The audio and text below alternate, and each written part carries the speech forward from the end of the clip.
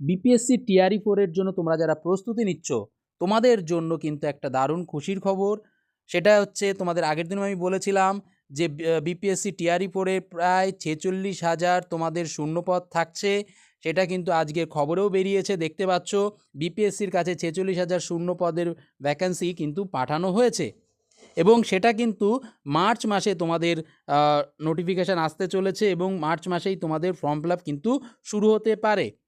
ওকে, এর আগের দিন আমি বলেছিলাম যে কোথায় কতটা সিট থাকবে সেটা বিষয়টাও দেখে নাও। যে 1 to 5 থাকছে 10,500, যেটা আমি আগের দিন বলেছিলাম, দেখো পুরোপুরি মিলে গেল। এবং 6 to 8 সেটাও কিন্তু থাকছে 9,500 এবং 9-10 এর জন্য থাকছে 12,000 এবং 11-12 এর জন্য থাকছে টোটাল 13,000, অর্থাৎ 9 to 12 এখানে থাকছে কিন্তু টোটাল 25,000 শূন্যপদ। এর মধ্যে তোমরা যারা সংস্কৃতে নিচ্ছ, সংস্কৃতে কিন্তু তোমাদের অনেকটাই সিট থাকবে।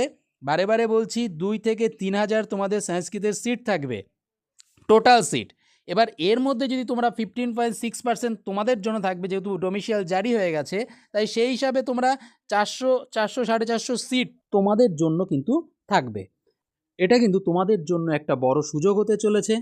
যাই হোক, যদি সব কিছু ঠিক থাকে তাহলে কিন্তু বিপিএসসি এই ফেব্রুয়ারি মাসের শেষের দিকে, অর্থাৎ 25 তারিখ বা তার পরে বা মার্চ মাসের শুরুতে তোমাদের জন্য কিন্তু একটা নোটিফিকেশান আনতে চলেছে এবং এই মার্চ মাসেতেই মিডিল বা শেষের দিকে তোমাদের কিন্তু ফর্ম ফিল আপ শুরু হয়ে যাবে এবং তারপরে এপ্রিল বা মে মাসে, এপ্রিল বলবো না, মে মাসে তোমাদের কিন্তু পরীক্ষা শুরু হয়ে যেতে পারে। এটার সম্ভাবনা রয়েছে যদি সব কিছু মোটামুটি ঠিক থাকে তাহলে। ওকে, তাই জন্য বলবো তোমাদের হাতে কিন্তু বেশি সময় নেই, কারণ আর কয়েকটা দিনই সময় আছে। তাই জন্য ভালোভাবে প্রস্তুতি নাও।